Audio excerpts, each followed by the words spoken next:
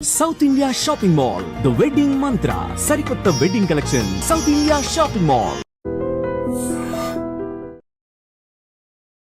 మాదాల రంగారావు గారు బోల్డన్ని సినిమాలు చేశారు. విప్లవాన్ని ప్రజల ముందుకు తీసుకొచ్చారు, సమాజాన్ని ఉత్తేజపరిచారు. ఆ తర్వాత ఏం జరిగింది? మా భూమి అనే నాటకం మట్టి మనుషుల్ని పులుల్లాగా తిరగబడి నిజాం నవాబుకు వ్యతిరేకంగా పోరాటం చేసేలా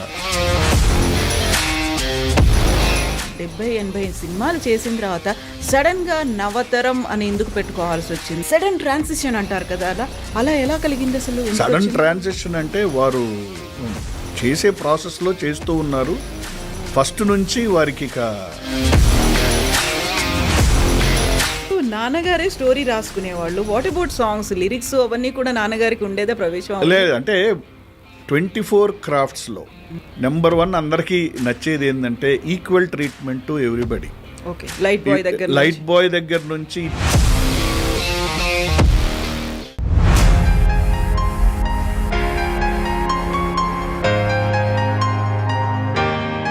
నమస్తే, నేను Kavitha. Welcome to I dream. తెర వెనుక కథలు. అవినీతి, అక్రమాలు, అణిచివేత ఇలాంటి సామాజిక అంశాల మీద విప్లవం, తిరుగుబాటే ధ్యేయంగా సినిమా ప్రధాన అస్త్రంగా మాదాల రంగారావు గారు బోల్డన్ని సినిమాలు చేశారు. విప్లవాన్ని ప్రజల ముందుకు తీసుకొచ్చారు, సమాజాన్ని ఉత్తేజపరిచారు. ఆ తర్వాత ఏం జరిగింది? ప్రస్తుతం సమాజం ఎలా ఉంది? ఒకసారి మాదాల రంగారావు గారి జయంతి అండ్ వర్ధంతి ఇదే నెలలో ఉన్నాయి కాబట్టి వారి గురించి మాట్లాడుకుందాం, స్మరించుకుందాం. మనతో పాటుగా వారి తనయుడు, producer, actor, doctor Madala Ravi గారు ఉన్నారు. హలో సార్, నమస్తే. ఎలా ఉన్నారు మీరు?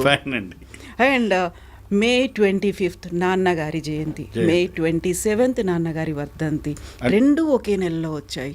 అవును, అంటే యాక్చువల్లీ నాన్నగారి జయంతి, వర్ధంతి ఒకరోజే అనుకోవచ్చు. 25th అనుకో. అంటే ఎందుకంటే లైక్ నాన్నగారు లాస్ట్ డేస్లో he was suffering for the last 4 years with multiple organ failures, heart related. ఇది స్టార్ హాస్పిటల్స్ డాక్టర్ గోపిచంద్ గారు ఇదే heart surgery. After the surgery ఆయన 1 year మళ్ళీ నాట్ హార్ట్ రిలేటెడ్, మళ్ళీ కిడ్నీ రిలేటెడ్, లంగ్ రిలేటెడ్, ఇలా చాలా అయ్యి he was admitted in hospital. మా నాన్నగారికి May 25th చాలా ఇష్టమైన రోజు. ఆయన బర్త్డే అని కాదు, అది ప్రజానాట్య మండలి ఇప్టా పుట్టినరోజు. Indian peoples theatres association Prajanatya మండలి, వీరంతా ప్రజానాట్య మండలి కళాకారులు కదా. కళ కోసం కాదు, కళాకాసుల కోసం కాదు, సామాజిక చైతన్యం కోసం అంటూ ఆనాటి నుండి ఈనాటి వరకు అంటే సామాన్య మానవుల జీవితాల్లో జరిగిన ఇతివృత్తాలని నాటకాలుగా. ప్రజానాట్య మండలి అంటే మీరు ఏదో చిన్న ఆర్గనైజేషన్ అనుకున్నారు. ఒకప్పుడు మా భూమి అనే నాటకంతో తెలంగాణ సాయుధ పోరాటంకి స్ఫూర్తి. మా భూమి అనే నాటకం మట్టి మనుషుల్ని పులుల్లాగా తిరగబడి నిజాం నవాబుకు వ్యతిరేకంగా పోరాటం చేసేలా, అలాగే రజాకార్ మూమెంట్కి వ్యతిరేకంగా పోరాటం చేసేలా ఆ నాటకం మా భూమి అనే. గరికపాటి రాజారావు గారు, ఇలా నాకు జమున గారు చాలాసార్లు మహానటి జమున గారు అనేవారు. మా భూమి నాటకం అప్పుడు వారు అందులో పాత్రకి ఫస్ట్ టైం వచ్చారు చిన్నపిల్లగా. ఓకే, స్టేజ్ ఆర్టిస్ట్గా. ఆవిడ పాత్ర మా భూమి నాటకం జరిగేటప్పుడు అర్ధరాత్రి 1 గంటకో వచ్చేదంట. అప్పుడు అమ్మాయిని లేపి తీసుకెళ్ళి వేయించేవారు. అంటే ఒక విధంగా చెప్పాలంటే ఈ ప్రజానాట్య మండలి మా భూమి నాటకం ద్వారా ఆవిడ ఇంట్రడ్యూస్ అవటమే కాదు, సినిమా ఇండస్ట్రీకి కూడా ప్రజానాట్య మండలే తీసుకొచ్చింది. అంటే గరికపాటి రాజారావు గారు తీసిన పుట్టిల్లు సినిమాలో మొట్టమొదటిసారిగా హీరోయిన్గా యాక్ట్ చేయటం అక్కడి నుంచి ఇక సినీ ప్రస్థానం మొదలైంది. అలాగే చాలామందికి ఇప్పుడు మొట్టమొదటిసారిగా అల్లు రామలింగయ్య గారు కూడా ఆ పుట్టిల్లు సినిమాతోనే ఇండస్ట్రీకి. అందుకే అల్లు రామలింగయ్య గారు కూడా మా ప్రజానాట్య మండలి నాయకులే.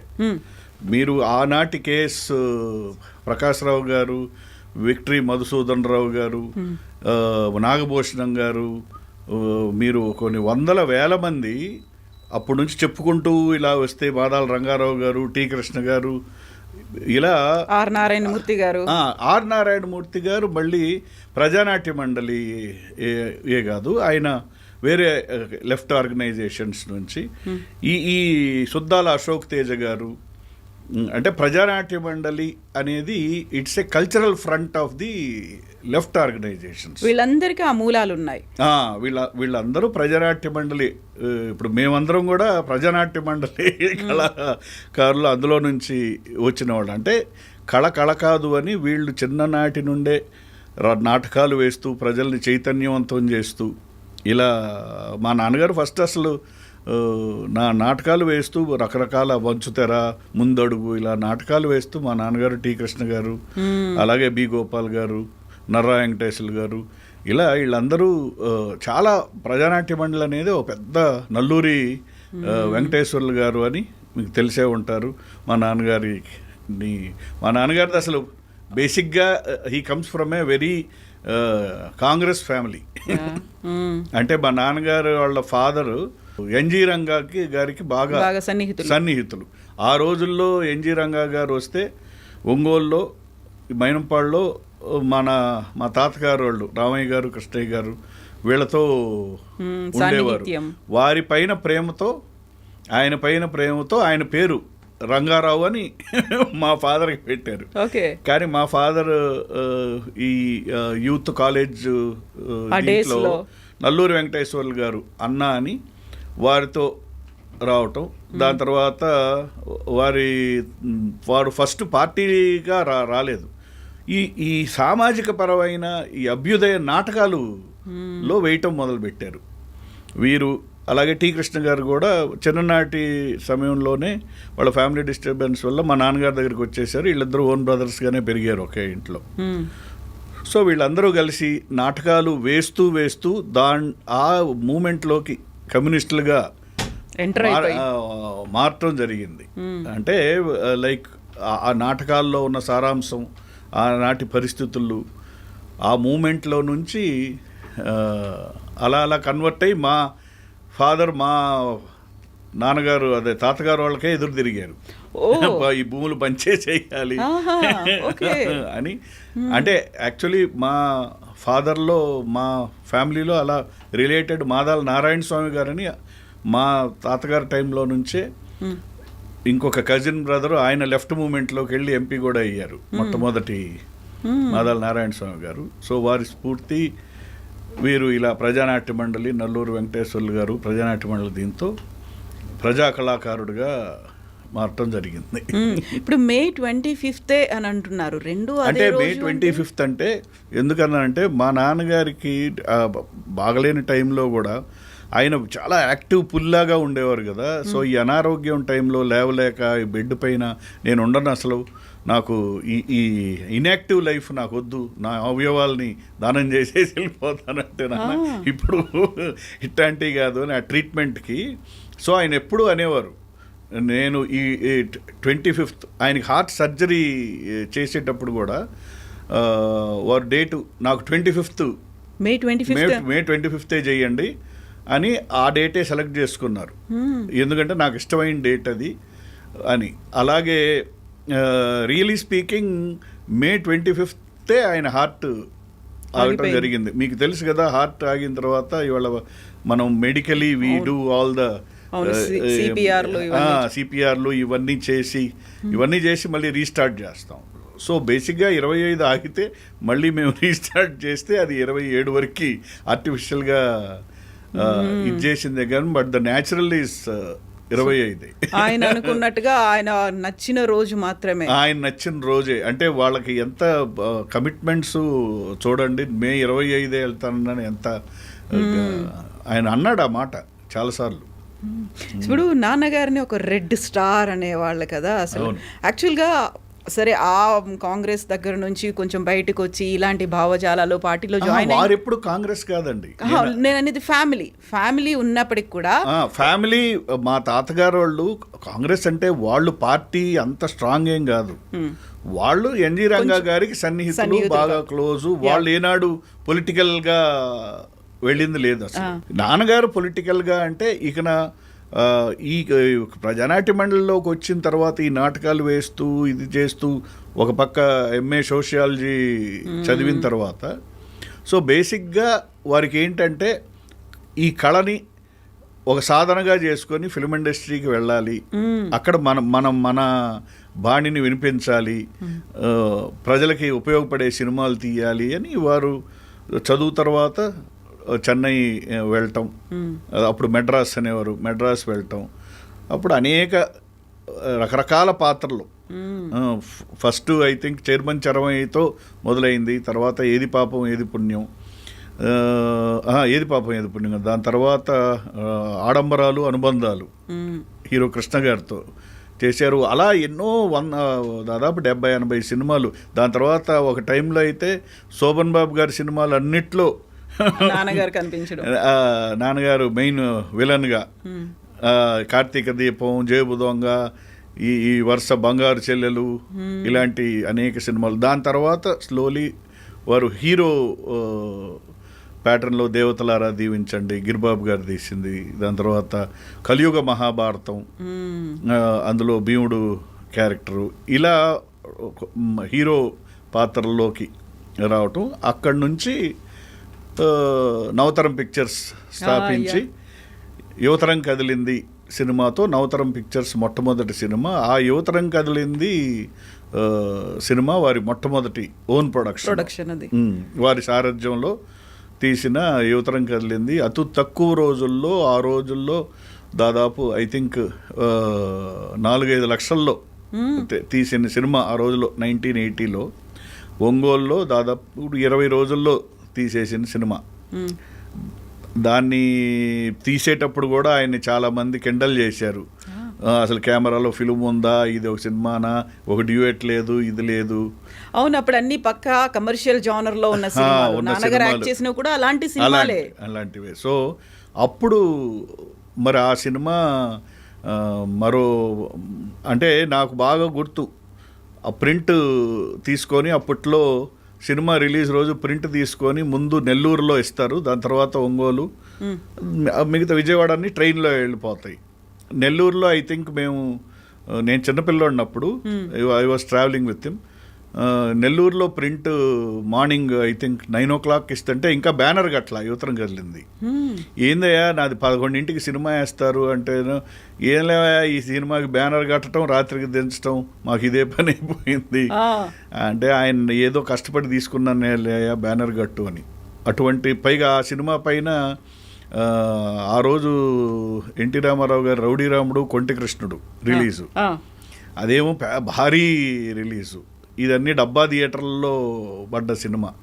మరి ఇటువంటి ఈ డబ్బా థియేటర్లో పడ్డ ఈ చిన్న సినిమా ప్రజల్ని ఆలోచింపజేసి నైట్ షోకి హౌస్ఫుల్లోకి మారి, ఆ నెక్స్ట్ వీక్కి సూపర్ హిట్ టాక్ వచ్చి, ఆ నెక్స్ట్ వీక్కి ఆ పెద్ద సినిమా తీసేసిన థియేటర్లు అన్నిట్లోకి ఇదే వెళ్ళి 100 రోజులు ప్రజల్ని, అంటే విప్లవ సినిమాలకు ఒక ట్రెండ్ సెట్టింగ్ సినిమాగా తయారైన, ప్రజల్ని ఆలోచింపజేసిన సినిమా యువతరం కదిలింది. నంది అవార్డు కూడా వచ్చింది దానికి. ఉత్తమ కథగా వారు రాసిన కథకి వారికి నంది అవార్డు వచ్చింది. ఆ సినిమాలో యాక్ట్ చేసేటప్పుడు ప్రభాకర్ రెడ్డి గారిని నాన్నగారు, డాక్టర్ ప్రభాకర్ రెడ్డి గారు చాలా ఇష్టం మా నాన్నగారికి. ప్రభాకర్ రెడ్డి గారిని డాడీ అనేవారు. సో ప్రభాకర్ రెడ్డి గారిని డాడీ ఈ సినిమాలో మీకు Nandi award, best hero award వస్తుంది అన్నారు. అందులో ఆయన హీరో కాదు, యువతరం కదిలింది సినిమాలో 10 మంది హీరోలు ఉంటారు, అనేక పాత్రలు, 3 స్టూడెంట్స్ పాత్రలు, అవి 3 హీరోయిన్నే. ఏది నారాయణరావు గారు, సాయి చంద్ గారు, ఇవన్నీ హీరో పాత్రలే. అలాగే రామకృష్ణ గారు హీరో, మా నాన్నగారి క్యారెక్టర్ ఒక అరగంట వచ్చే అదొక hero character. So Prabhakar Reddy గారి క్యారెక్టరు, ఇలా అనేక క్యారెక్టర్లు ఉన్నాయి. ఇందులో నాకెందుకు వస్తుంది అని నవ్వారు ఆయన. ఆ ఇయర్కి ప్రభాకర్ రెడ్డి గారికి ఫస్ట్ టైం ఉత్తమ నటుడుగా ఇచ్చారు దానికి ఓకే నంది అవార్డు. సో అప్పటిదాకా పక్కా కమర్షియల్ సినిమాలు చేశారు, యాక్ట్ చేశారు, అటు హీరోగా చేశారు, విలన్గా చేశారు, 70-80 సినిమాలు చేసిన తర్వాత సడన్గా నవతరం అని ఎందుకు పెట్టుకోవాల్సి వచ్చింది? మళ్ళీ ఇటువైపు ఎర్ర సినిమాలు, ఇలా యువతని కదిలించాలి, సామాజిక స్పృహ తీసుకురావాలి, సడన్ ట్రాన్సిషన్ అంటారు కదా, అలా ఎలా కలిగింది అసలు? సడన్ ట్రాన్సిషన్ అంటే వారు చేసే ప్రాసెస్లో చేస్తూ ఉన్నారు. ఫస్ట్ నుంచి వారికి ఇక సినిమాలు తీయాలి అనేది, నా జానర్లో నేను సినిమా తీయాలి, నేను ఇలాంటి చెయ్యాల్సిందే ఇలాంటి సినిమాలు అనేది ఆయన ఫస్ట్ నుంచి అదే కాంక్షలో ఉన్నారు. కానీ అయినా సినిమాలు వస్తున్నాయి కదా, అంటే సినిమా తీయటానికి ఆర్థికంగా డబ్బులు కావాలి. మా నాన్నగారేమో వాళ్ళ తల్లిదండ్రుల దగ్గర నేను రూపాయి తీసుకోను అని లవ్ మ్యారేజ్ చేసుకొని ఇంటి నుంచి వచ్చేసారు. మా తాతలు ఎవరి దగ్గర మా ఫాదర్ రూపాయి ఏమి తీసుకోలేదు. యాక్సెప్ట్ చేశారా లవ్ మ్యారేజ్ ని? మరి వాళ్ళు యాక్సెప్ట్ చేయకే వచ్చేసారు. తర్వాత కూడా సరే, తర్వాత నేను పుట్టిన తర్వాత నన్ను ఎత్తుకొని వెళ్ళారు, అంత కానీ ఏనాడు ఆయన అసలు వాళ్ళ ఫాదర్ మదర్ నుంచి కానీ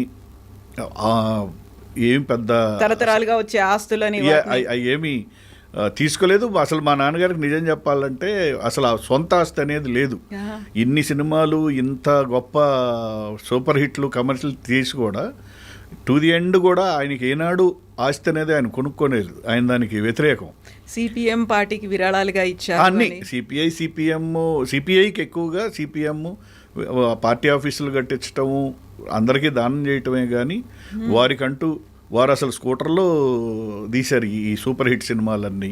తర్వాత ఎలక్షన్ క్యాంపెయిన్ కోసం వాళ్ళకి ఒక అంబాసిడర్ కారు ఉండేది, అది కూడా లాస్ట్ సినిమా ఎర్రమట్టి సినిమాలో టైంలో చాలకపోతే వారు అది కూడా అమ్మి సినిమా తీయటం జరిగింది. ఆఖరి క్లైమాక్స్కి డబ్బులు లేకపోతే వారి కారునే అమ్మి ఆ క్లైమాక్స్ తీయటం జరిగింది.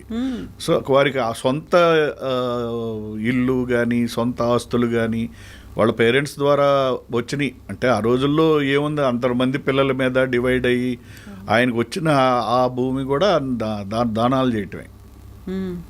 So is a real communist. అంటే ఆ రోజుల్లో పరిస్థితులు ఎలా ఉందంటే, మనం ఒక యువతరం కదిలింది గురించి మాట్లాడుతున్నాం.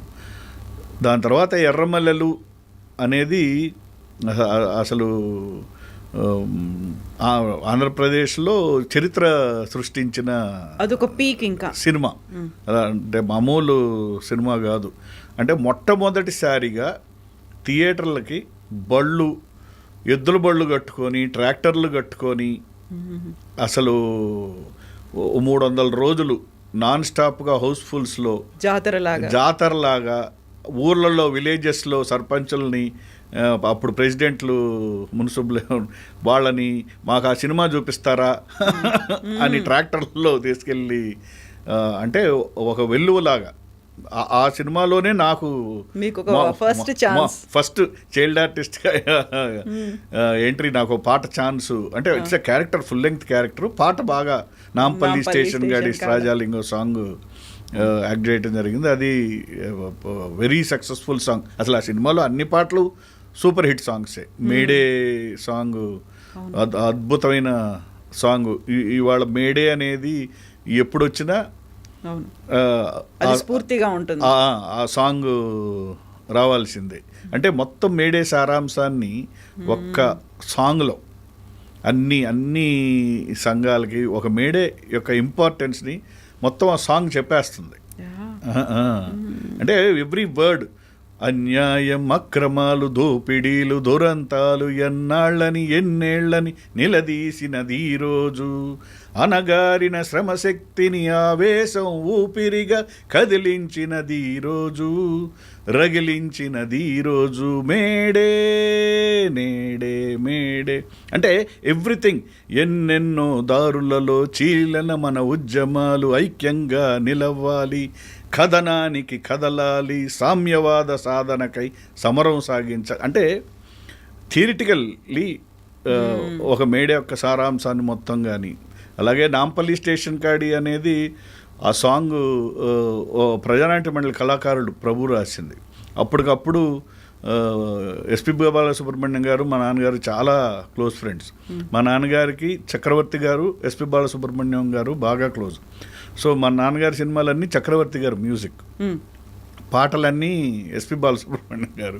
సో ఎస్పి బాలసుబ్రహ్మణ్యం గారిని సిస్టర్ ఏం చేస్తున్నారని అప్పటికప్పుడు సంగీతం నేర్చుకుంటున్నారంటే అప్పటికప్పుడు ఎస్పి శైలజ్ గారిని పిలిపించి ఆ పాట పాడించారు. ఆ పాటకి వారికి నంది అవార్డు బాలనటుడిగా మాకు అప్పుడు ఎన్ని అవార్డులు వారికి మొట్టమొదటి నంది అవార్డు. అంటే ఒక సాంగ్ ఒక 30-40 ఇయర్స్ పాటు టాప్ ఇన్ ది లిస్ట్ ఉండటం అండ్ అసలు ఇతర దేశాల్లో కూడా ఈ పాటను ఎవడో సౌత్ ఆఫ్రికన్ వాళ్ళ లాంగ్వేజ్లో యాజ్ ఇట్ ఈజ్ నాంపల్లి అని పాడితే సౌత్ ఆఫ్రికన్ పెద్ద సింగర్ అయిపోయాడు ఆయన. అంటే ఆ సినిమాలో అన్ని పాటలు. దాని తర్వాత మా నాన్నగారు నవ్వేవారు. దాని తర్వాత వారి సాంగ్ ఉండేది ఆ సీక్వెన్స్లో. నాంపల్లి సాంగ్ తర్వాత 20 minutesలో ఓ లగిజిగు లంబాడెల్లప జనక జనకరే తగిట తగిట తక తాళ మెత్తు తిరగ బడరా అన్న అని వారి సాంగ్ వచ్చేది. అది సూపర్ హిట్. సో అప్పట్లో నవ్వేవారు, రే నీ సాంగ్కేమో 20 గోతాలు చిల్లర పడిందంట. అప్పుడు చిల్లర ఇసిరేసే అలవాటు ఉండేది. నా సాంగ్ ఒక గోతం తక్కువ పడింది రోయ్ నవ్వేవాళ్ళు. అంటే ఇది క్రియేట్ చేసింది ఆయనే. అంటే ఊరినే జోక్కి. అంటే అప్పుడు తీటాలు కూడా, ఇప్పుడు నా సాంగ్ ఉంది, అది ఏం పెద్ద ఆయన నా కోసం ఏదో క్రియేట్ చేసింది కాదు. ఓ రోజు ఇంట్లో చూసేసరికి క్యాసెట్ పెట్టుకొని దానికి డ్యాన్స్ చేస్తున్నాను, దీనికి నువ్వే అన్నారు. దానికి షార్ట్కి 8 సాంగ్ మొదలు పెడితే దానికి ఏం నాకు నేర్పించింది, దానికి డ్యాన్స్ మాస్టర్లు, దానికి ఇన్ని టేక్ ఏం లేదు. దానికి ఆ రోజు సెట్లో ఎవరు, మా నాన్నగారు, దౌడ సత్యం గారు, బి గోపాల్ గారు, మహామహులు అందరూ. మా బి గోపాల్ గారు మా నాన్నగారు కూడా బాగా క్లోజ్ ఫ్రెండ్స్. దీనికోసం రిక్వెస్ట్ చేస్తే రాఘవేంద్రరావు గారి దగ్గర చేస్తున్న ఈ సినిమాకి సేమ్ ఊరు పక్కనే వారు ప్రజానాట్య మండలి బి గోపాల్ గారు కూడా. సో ఆ సాంగ్ బై 4-5 అయిపోయింది పాట. సాంగ్ ఈజ్ ఓవర్, నీకు వచ్చింది ఎగురు, ఇది నీకు తెలుసు కదా, ఆల్రెడీ ఇంట్లో డ్యాన్స్ వేస్తున్నావు కదా, చేయమన్నారు, అయిపోయింది. మరి ఆ సాంగ్ ఏమో 100 years of 75 years silver Jubilee, ఇప్పుడు 100 years ఆఫ్ తెలుగు ఫిల్మ్ ఇండస్ట్రీకి ఆర్కీవ్స్లో, నేషనల్ ఆర్కీవ్స్లో ఉత్తమ 100 పాటలు తెలుగు దాంట్లో ఉంది. దాంట్లో మరి అది ఉంది. అంటే the honesty of the song. ఇవాళ నేను నిర్మాతనై హీరోనయ్యి మేము చాలా దాదాపు 100 పాటలు చేశాను. సరే బయట చేసిన బ్రోకర్ 2 అనే సినిమాలో నేను చేసిన పాటకి మళ్ళీ నందేవాడు వచ్చింది. కానీ అయినా కూడా ఆ సాంగ్ ఉన్న పాపులారిటీ ఎన్ని సినిమాలు చేసినా ఏమైనా నాంపల్లి స్టేషన్ అబ్బాయి అంటారు.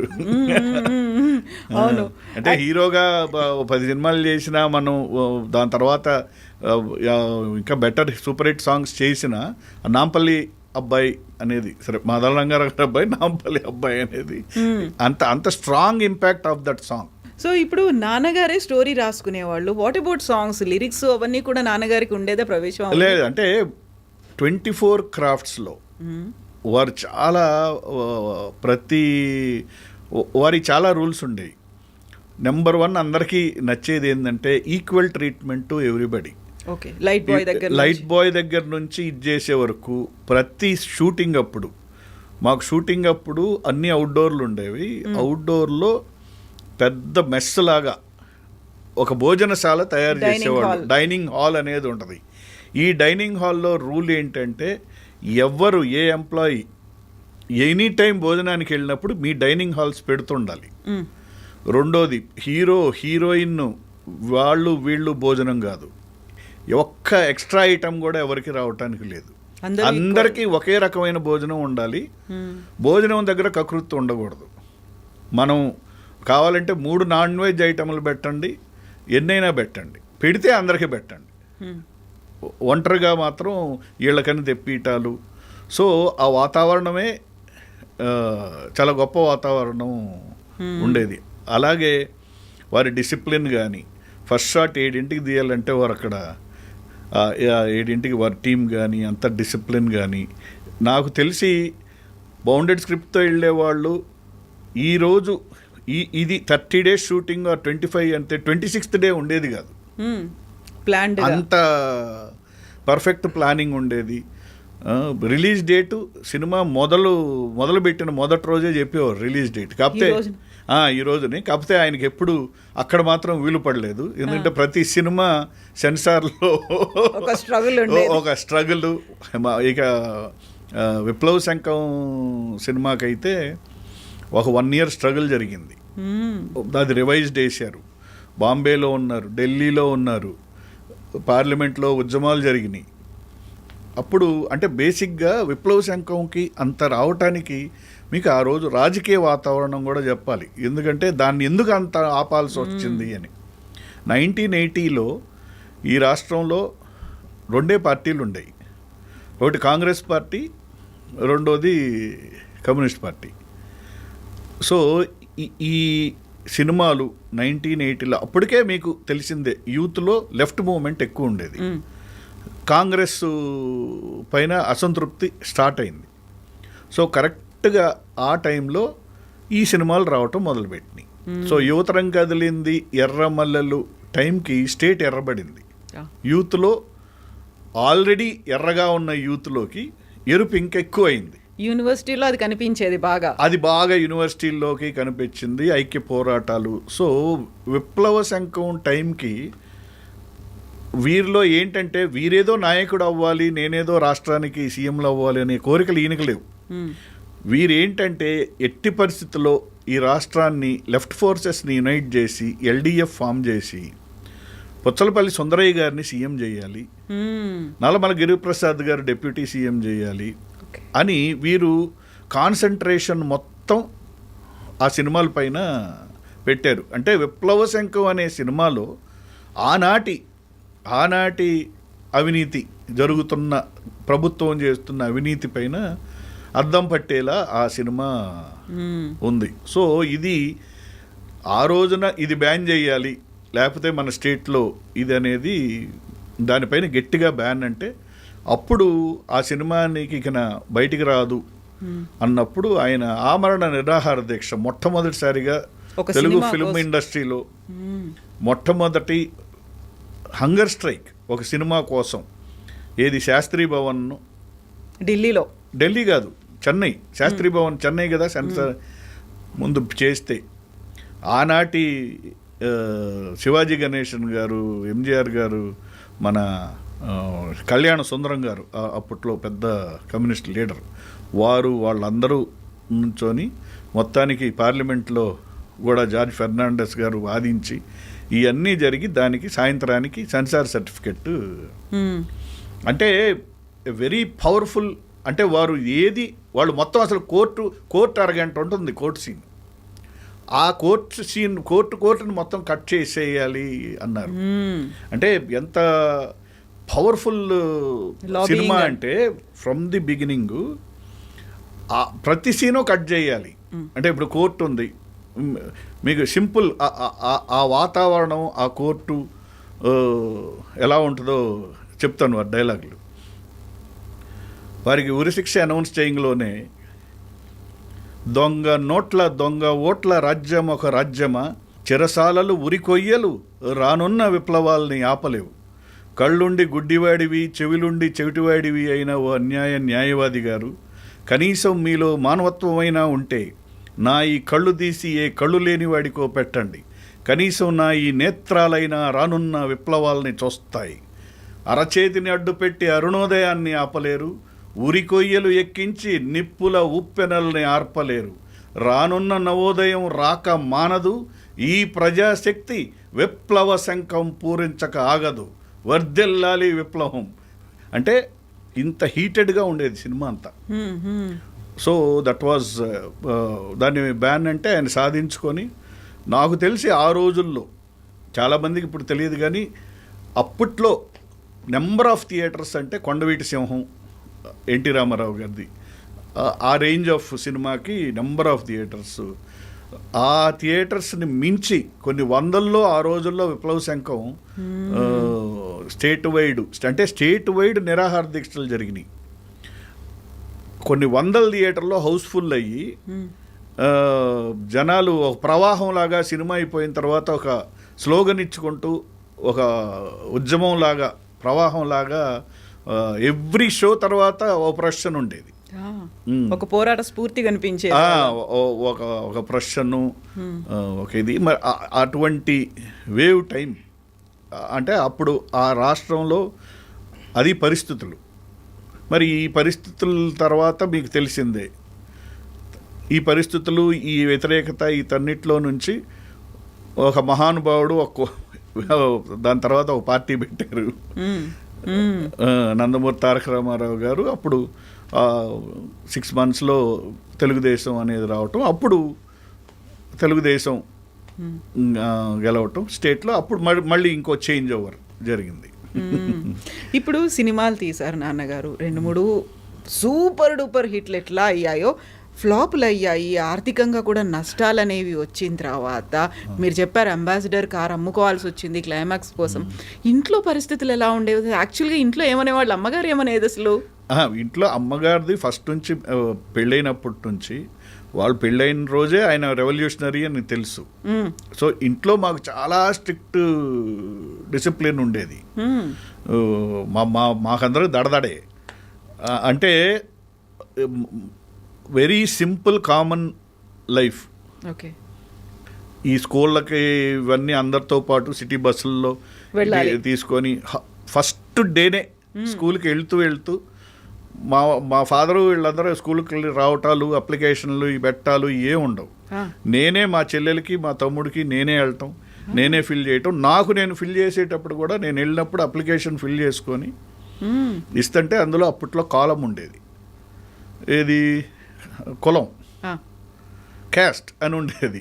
ఇప్పుడు లేదు, ఇప్పుడు ఓసీ అని రాస్తాం. అప్పుడు ఉంటే అది ఫిల్ చేయమనేవాళ్ళు. నేనన్నా మా ఫాదర్ ఒప్పుకోరండి అట్లాంటి ఫిల్ చేస్తే అంటే, వాట్ నాన్ సెన్స్, ఇది ఫిల్ చేయమని. అప్పుడు కేసీఆర్ సెకండరీ ప్రిన్సిపల్ కామేశ్వరి గారు ఫిల్ చేయండి అంటే, this is for administrative purpose only, you have to fill it అది అంటే. ఒకసారి మా ఫాదర్తో మాట్లాడంటే ఫోన్ చేసి మాట్లాడారు, 20 నిమిషాలు మాట్లాడారు. దాని తర్వాత ఫోన్ పెట్టేసి, అయ్యా నువ్వు ఫిల్ చేయొద్దు, ఏమీ చేయొద్దు, అది జాయిన్ అయిపో అని చెప్పేసి, అది అన్ని అడ్మినిస్ట్రేటివ్ వాళ్ళు ఏదో చేసుకుంటారు. సో అంత స్ట్రిక్ట్గా ఉండేది. జనరల్గా మా సిస్టరు ఆ రోడ్లో నుంచి నడుస్తా అట్ట వెళ్తుంది, సిస్టర్ నన్నా మన దీంట్లో పంపచ్చు కదా అంటే, ఆ రోడ్లో మీ సిస్టరే కాదు చాలా మంది సిస్టర్లు వెళ్తున్నారు బాస్ అనేవాడు ఆయన. సో సో చాలా స్పెషల్ ట్రీట్మెంట్లు అనేవి అవసరం లేదు అసలు. స్పెషల్ ట్రీట్మెంటు ఈ కాదు, ఆయన కూడా అసలు చాలా సింపుల్గా ఉండేవారు. అసలు ఆయనకి ఎప్పుడు ఒక ఎర్ర షర్టు, తెల్ల ప్యాంటు, తప్ప ఇంకోటి ఉండదు. హాఫ్ ఆఫ్ ది లైఫ్ నేను చూసింది ఆయన్ని స్కూటర్ మీదే. మాకు we all lived a very common life. ఎక్కడ స్టార్డమ్లు ఏం లేవు. చాలా అప్పట్లో చాలా ఫంక్షన్స్కి ఆయన్ని చీఫ్ గెస్ట్గా పిలిచి మాదాల రంగారావు గారు వస్తున్నారు అని వాళ్ళు గిల్లు ఎంత పెట్టి ఇవన్నీ పెడితే కామన్ మ్యాన్ లాగా స్కూటర్లో దిగేవాడు ఆయన. వాళ్ళందరూ కారులో వస్తారని ఒక గ్రాండ్ వెల్కమ్, కారు బిల్డప్ అంటే స్కూటర్లో వెళ్ళి దిగేసి ఆయనకి ఇంకా ఏమన్నా అంటే, రే సుందరయ్య గారు అసెంబ్లీకి డొక్కు సైకిల్ వేసుకొని వెళ్ళేవాడు తెలుసా, ఇక్కడ దేనిలో వెళ్తున్నావు అనేది కాదు, లోపల ఏం చేస్తున్నాడు అనేది ఇంపార్టెంట్. ఆయన డొక్కు సైకిల్ వేసుకొని వెళ్ళేవాడు పుతలపల్లి సుందరయ్య గారు అసెంబ్లీకి. సో అందుకని దే వర్ ఆల్ ఆ టైప్ ఆఫ్ లైఫ్కే మేము అలవాటు పడ్డాం. హిట్లు వచ్చినప్పుడు మేము పెద్ద చూసింది ఏం లేదు. హిట్లు వచ్చినప్పుడు ఏంటంటే, ఇప్పుడు ఫర్ ఎగ్జాంపుల్ యువతరంగా వెళ్ళింది ఎర్రమల్లి అనుకోండి, విప్లవ శంఖం హిట్, వరుస హిట్లు, స్వరాజ్యం కూడా హిట్. ఆ పార్టీ ఆఫీసు ఒంగోలు పార్టీ ఆఫీస్కి వెళ్ళిపోవాలి, గుంటూరు పార్టీ ఆఫీస్ కట్టింది, విజయవాడ పార్టీ ఆఫీసు లేదు. వాళ్ళ కష్టాలు వీళ్ళ కష్టాలు, రోజు ఆఫీస్లో 100 మంది ఉండేవారు. అంటే సమస్యలు కష్టాల్లో వచ్చినప్పుడు వాళ్ళకి సాయంత్రానికి నీ 5,000 నీ 10,000 నీకు దీంతో నీ సమస్య ఇట్లుండేది. నెక్స్ట్ సినిమా తీయటం తప్ప ఉండేది కాదు. అది ఏమైంది లేటర్ ఒక స్టీరియో టైప్లో ఉన్నాయని ఇమేజ్ డౌన్ అవటం, వేరే టైప్ ఆఫ్ సినిమాలు రావటం, ఎక్కువ విప్లవ సినిమాలు అందరూ తీయటం, ఈ జోనర్లో స్లోగా ఎర్రమట్టి టైంకి ఏమైంది బాగా ఆర్థికంగా ఇంటి రెంట్ కూడా కట్టుకునే పరిస్థితి. అప్పటికి సొంత ఇల్లు కూడా కొనుక్కోలేదు అసలు సొంత ఇల్లు ఎప్పుడు లేదండి జీవితంలో. మీకు ఒక ఇన్సిడెంట్ చెబుతాను. ఆయనకి సొంత ఇల్లు అనేది అసలు లేదు, కొనుక్కోవాలని లేదు. కానీ ఒకే ఒకసారి మా ఎదురింట్లో పర్వతనేని గంగాధరరావు గారని ఒక ప్రొఫెసర్ గారు, అన్నా యూనివర్సిటీలో ప్రొఫెసర్ గారు, వీరికి మా నాన్నగారు అంటే విపరీతమైన, అంటే వీళ్ళందరూ అప్పట్లో టీ నగర్లో ఉషా బుక్ సెంటర్ ఏదో ఉండేది, అక్కడ అందరూ లైక్ మైండెడ్ వాళ్ళందరూ కలిసేవాళ్ళు. అలా పరిచయం అయిన వాళ్ళు ఈ గంగాధరరావు గారే ఈ ఎదురిల్లు చూసి పెట్టారు రెంట్కి. సో వారికి ఏముండేదంటే ఎట్టయినా రంగారావుకి ఒక ఇల్లు అయినా కొనిపెట్టాలి, ఒక ఇల్లు ఉంటే ముందు అసలు బేసిక్ నీడు అయిపోద్ది ఆయనకి అని మా ఆఫీస్లో వచ్చి గొడవ చేసి అప్పుడు 10,000 తీసుకెళ్ళి మొత్తానికి ఆయన 1,00,000 రూపాయలు చేశాడు.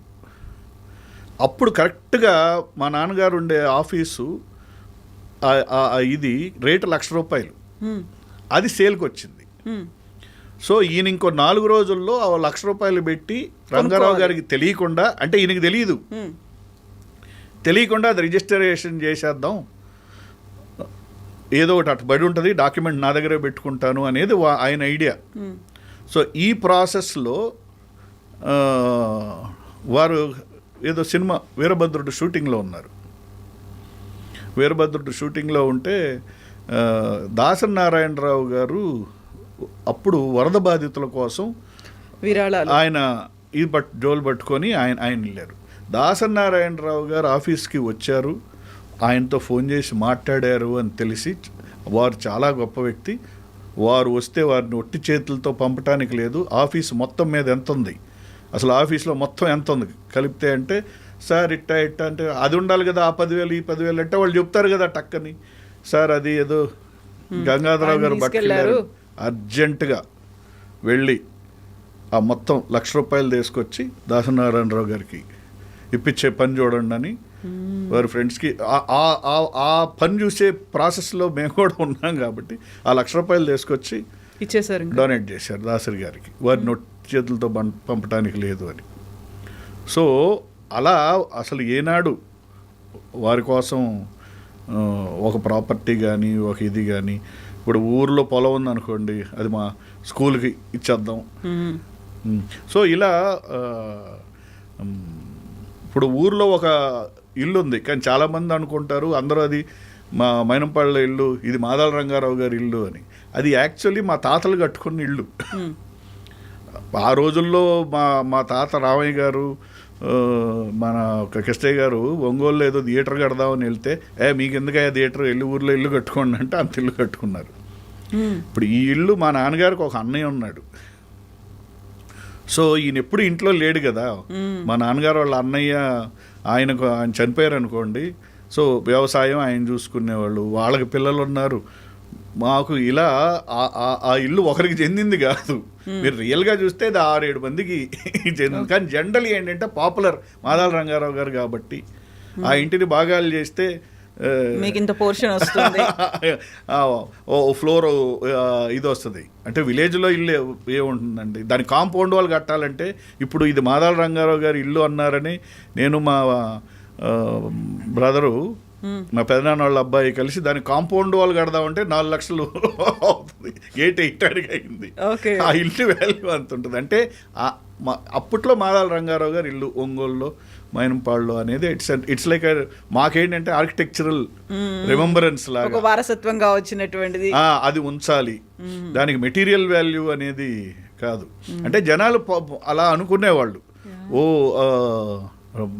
ఆయనకు ఉంది అని. బట్ బేసిక్గా ఆయన బాగా ఆర్థికంగా సఫర్ అయ్యి ఈ ఎర్రమట్టి టైంకి ఏమైంది, ఫైనల్గా ఉన్నదంతా పెట్టి తీసి అప్పుడు ఏమైందంటే ఇక రిలీజ్ చేయటానికి దానికి అనేక అడ్డంకులు. రిలీజ్ 2 ఏళ్ళు ఆగి ఫైనల్గా వెంకటనారాయణ గారు, కాటరగడ్డ వెంకటనారాయణ గారు అని వారు జనచైతన్య ఫిలిమ్స్ అని పెట్టి వారు స్టేట్ వైడ్ నేను రిలీజ్ చేస్తాను అని రిలీజ్ చేస్తే అప్పుడు ఆ రిలీజ్కి నేను అప్పుడు ప్రొడక్షన్ మేనేజర్లో అయిపోయాం. అంటే చదువుకుంటూ ప్రింట్లు తీసుకెళ్ళి థియేటర్లో ఇచ్చి ఇది నాకు తెలుసు కాబట్టి భారీ ఓపెనింగ్స్, విపరీతమైన ఓపెనింగ్స్, పెద్ద హిట్ టాకు, వరదల్లో కూడా జనాలు వస్తున్నారు, ఎర్రమట్టి హిట్ అయింది. కానీ దురదృష్టవశాత్తు ఏమైందంటే దాన్ని రిలీజ్ చేసిన వెంకటనారాయణ గారు కొన్నాళ్ళకి నీరే ఎవరో బాంబే చంపేయటం ఏదో అయింది. ఇక అసలు వాళ్ళ ఇంట్లో ఏంటి లెక్కలు ఎవరికీ తెలియదు కదా. సో ఇక ఆయనకు రూపాయి వచ్చింది లేదు. So that was Navataram pictures last film. దాని తర్వాత మా నాన్నగారు అసలు సొంత సినిమా అనేది తీయలేదు. ఎందుకంటే వారిదో ఒక సిద్ధాంతం, నేను ఎవరిని అడగను, నా దగ్గర ఉంటే తీస్తా. రేపు నేను అప్పు తీసుకొని నేను కట్టలేకపోతే ఒకరు నన్ను ఒక మాట అంటే నేను పడను అని ఆయన. అప్పట్లో డిస్ట్రిబ్యూటర్లు ఉండేవాళ్ళు. డిస్ట్రిబ్యూటర్స్ మా నాన్నగారి టైంలో ఏంటంటే డిస్ట్రిబ్యూటర్స్ బాగా వాళ్ళు they use to, it is not financing, they use to be like producers. So ఆ సిస్టమ్ కూడా అప్పటికి పోయింది. ఇక దాని తర్వాత వారు సినిమాలు చేయలేదు. బయట సినిమాలు ఎర్ర సూర్యుడు ఒకటి, ఎర్ర పౌరాలు ఒకటి చేశారు. ఒకటి రిలీజ్ అయింది, ఒకటి ఇంకా రిలీజ్ అవ్వలేదు. ఎర్ర పౌరాలులో కొండపల్లి సీతారామయ్య గారు కూడా యాక్ట్ చేశారు. సో అది అట్నే స్టేల్ అయ్యి రిలీజ్ అవ్వలేదు. సో దాని తర్వాత వారు మళ్ళీ నేను ఇక బ్యాక్ ఫ్రమ్ రష్యా, అంటే నేను రష్యాలో ఇప్పుడు నాకు కూడా వెళ్ళినప్పటి నుంచి నాకు సినిమాలు తీయాలనే కోరిక అనేది ఫస్ట్ నుంచి. నేను ఆ కంట్రీకి చదువుకోవటానికి వెళ్ళాను, MD/DM. I went through scholarship Soviet cultural సెంటర్లో. అప్పట్లో రష్యన్ లాంగ్వేజ్ ఫస్ట్, సెకండ్, థర్డ్కి దే యూస్ టు సెలెక్ట్. నేను అప్పట్లో చెన్నైలో 98% వచ్చిన BDSలే వచ్చినాయి మాకు. సో నేను మెడిసిన్ చేయాలి అని తిరుగుతూ ఉంటే అప్పట్లో సోవియట్ కల్చరల్ సెంటర్లో పుడోక్విన్ ఫిల్మ్ క్లబ్ అని ఉండేది. ఈ పుడోక్విన్ ఫిల్మ్ క్లబ్కి మా నాన్నగారు భారత్ రాజా గారు ప్రెసిడెంట్ సెక్రటరీగా చేసేవాళ్ళు. అంటే ఈ పుడోక్విన్ ఫిల్మ్ క్లబ్ యొక్క ముఖ్య ఉద్దేశం ఏంటంటే మంచి మంచి సామాజిక పరమైన సినిమాలని ప్రతి ఆదివారం ప్రదర్శించేవాళ్ళు. అనేక దేశాల్లో ఉన్న మంచి సినిమాలు, అంటే ప్రజలకు ఏ లాంగ్వేజ్ అయినా ప్రజలకు ఉపయోగపడే సినిమాలు. సో వీళ్ళిద్దరూ అప్పుడు సూపర్ బిజీ కాబట్టి ఆ పనులు నేను చూసేవాడిని. సో అది చూస్తూ తిరుగుతున్నప్పుడు ఒకరోజు రష్యన్ లాంగ్వేజ్ డైరెక్టర్ వచ్చి, నువ్వు రష్యన్ నేర్చుకోరాదా అన్నాడు.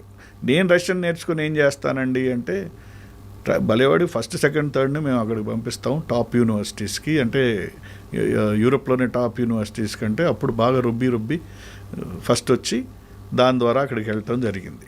సో వెళ్ళినప్పుడు అది అద్భుతమైన దేశం, ముక్కలు కాకముందు అన్నీ వెళ్ళటం. సరే మేము అప్పటికే పెరస్ట్రోయిక, గోర్బచేవ్ గారు వచ్చి గ్లాస్ దాస్తాన్ని చాలా వరకు స్మాష్ అయినా అప్పటి వరకు ఈ స్కాలర్షిప్లు ఇవి అయితే నడుస్తున్నాయి. నేను వెళ్ళిన 1.5 ఇయర్కి 91కి నేను 89 వెళ్ళాను. 91కి అక్కడ కూడా వేర్పాటువాదం, అంటే వాళ్ళు 15 దేశాలు యునైట్ అయ్యారు. సో వాళ్ళల్లో ఏంటంటే రష్యాలో ఉన్న సంపద అంతా పక్క దేశాలకు వెళ్ళిపోతుంది. అక్కడ అసలు ఏం ఉండదు. దాన్ని అన్ని ఎయిర్పోర్ట్లు కట్టి ఈ గట్టి దాన్ని ఈక్వల్ కంట్రీగా చేయడానికి మన సంపద పోతుంది అని వేర్పాటువాదం, డివైడ్ అయిపోవాలి అనేది ఒకటి వచ్చింది. రెండోది కమ్యూనిజం తిరుగుబాటు వచ్చింది. దాంట్లో కమ్యూనిజం పోయింది. మేమందరం స్కాలర్షిప్లు కదా, వెరీ గుడ్, బయలుదేరండి. మా దేశం కొత్తగా వచ్చిన ప్రభుత్వం మేము ఇన్ని 100,000 మందికి ఇట్ట స్కాలర్షిప్లు ఇచ్చి మేము ఇట్ట బ్యాంక్రప్ట్ అవుతున్నాం, ఫీజు కట్టుకొని చదవండి మేము మిగతా వాళ్ళు వెళ్ళి రావచ్చు అని. ఇంకా అప్పుడు అర్థం కాక ఇండియాకి ఫోన్ చేస్తే తమ్ముడు అన్నాడు, బాబు నువ్వు ఇక్కడికి వస్తే చాలా కష్టాల్లో ఉన్నావు, ఇక్కడ ఆల్రెడీ ఇంటి రెంట్ కట్టే పరిస్థితి కాదు, ఇది కాకుండా నువ్వు వస్తే ఏం చేస్తావు, నేనైతే నాన్న ఉద్యమాలకు వెళ్తుంటే ఓ జెండా పట్టుకొని నేను తిరుగుతున్నాను వెనక, నువ్వు ఇంకో జెండా పట్టుకొని తిరగాల్సి వస్తుంది, సో నువ్వు ఏం చేస్తావో తెలియదు, so I wanted to stay back. నువ్వు స్టే బ్యాక్ ఎలా అంటే అప్పుడు ఇక నా నాటకాలు అర్థం కాల. పొద్దున్నే కిందకి వెళ్తే ఇది మెడికల్ రెప్ జాబ్ చేస్తావా అన్నారు. అమ్మయ్య ఏదో ఒకటి దొరికింది లేని ఇంటర్వ్యూకి వెళ్ళా. ఇంటర్వ్యూలో సెలెక్ట్ అయ్యాం. వాళ్ళు $500 ఇస్తాం, 2% కమిషన్ ఇస్తాం అన్నారు. ఇప్కా ల్యాబొరేటరీస్. అప్పుడు సరే అని, ఏమండి ఒక హెల్ప్ మాత్రం చేయండి, నేను నా పాస్పోర్ట్ ఇస్తాను, ఒక 2 నెలలు జీతం ఇచ్చేస్తే మా యూనివర్సిటీకి కడితే $1000 కట్టినోడు సంవత్సరం మొత్తం మీద 5000 కడతాడని ఒప్పుకుంటారు కదా అంటేను ఇచ్చారు, కట్టాను. అలా నా ప్రస్థానం అక్కడ కంటిన్యూ అయింది. ఇది రీజనల్ మెడికల్ రెప్గా స్టార్ట్ అయ్యి, దాని తర్వాత నాది అక్కడ చదువుకోవచ్చు హ్యాపీగా, ఉద్యోగం చేసుకుంటూ మెడికల్ కాలేజ్ అటెండ్ అవ్వచ్చు, ఈవినింగ్ సెషను మార్నింగ్ సెషను. ఇలా నేను అక్కడేమో రెసిడెంట్ డైరెక్టరు, రెసిడెంట్ మేనేజరు, ఇలా స్లోగా నా ఎండి డిగ్రీకి I became the MD of the company. ఇక్కడ ఎండి గోల్డ్ మెడలిస్ట్ వచ్చింది మెడిసిన్లో. So I was the first international student to be given a super speciality in Russia in gastroenterology. Okay. So అంటే అప్పట్లో very సెలెక్టెడ్గా యూనివర్సిటీకి 2-3 ఇచ్చేవాళ్ళు. So అప్పుడు మళ్ళీ I took up gastroenterology and at the same time ఈ pharmaceutical ఇండస్ట్రీని పరిశీలించి, అప్పట్లో చాలామంది వచ్చి అప్పుడు ఇప్పుడు ఫర్ ఎగ్జాంపుల్ మన హైదరాబాద్ ఉందనుకోండి, నాట్కో, సిప్లా, కడిలా, నాట్కో, మన అరబిందో, ఇలాంటి చాలా డాక్టర్ రెడ్డీస్. అప్పట్లో మల్టీనేషనల్స్ ఏం చేసేవాళ్ళు అంటే మన క్వాలిటీయే ఉండేది వాళ్ళకు కూడా.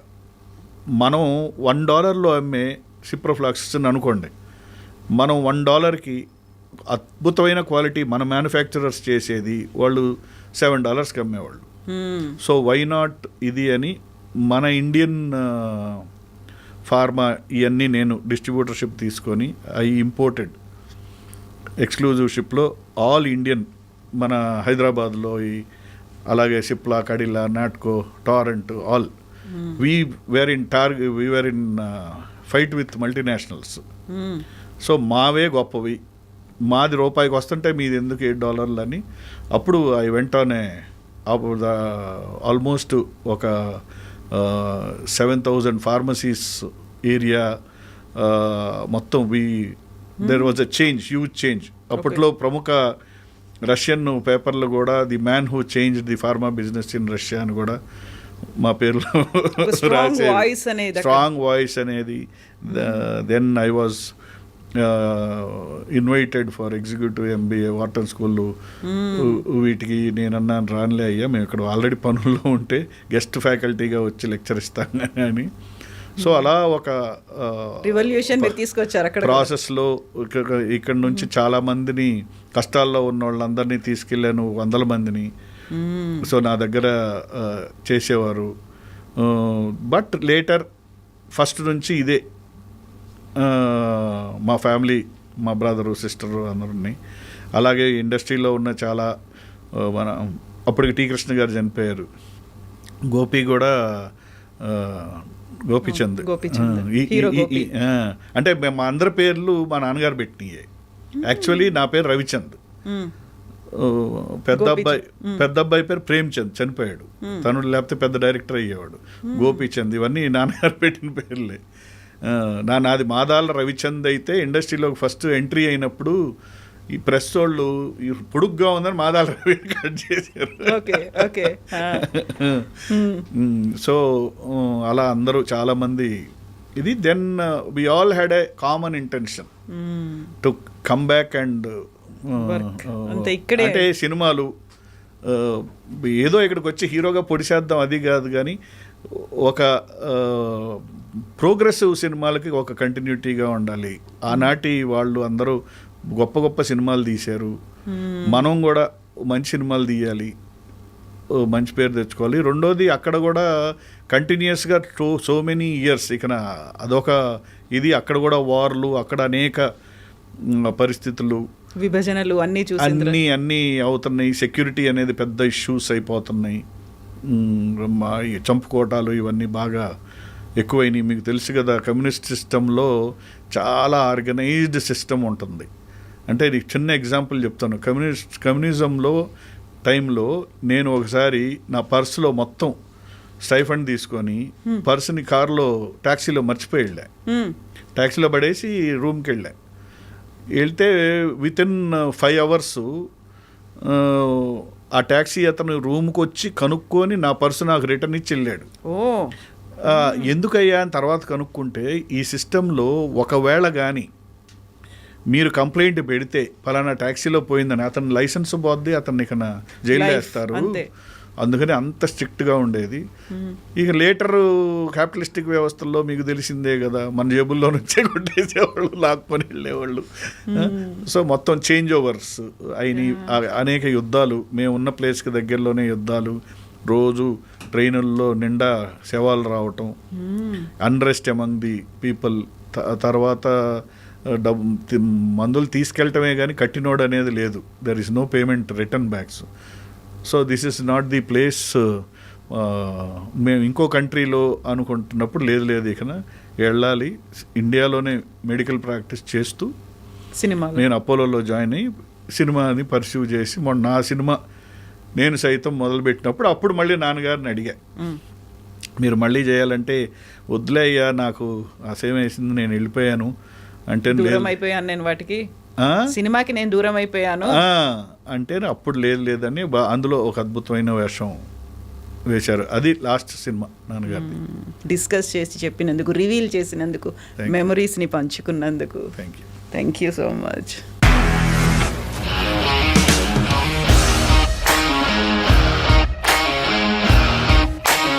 ఇండస్ట్రీలో కమిట్మెంట్ ఇష్యూస్ వస్తే నీకు కూడా వచ్చినట్టు? మార్నింగ్ తీసుకెళ్ళాడంటే కొట్టి పడేశాడు.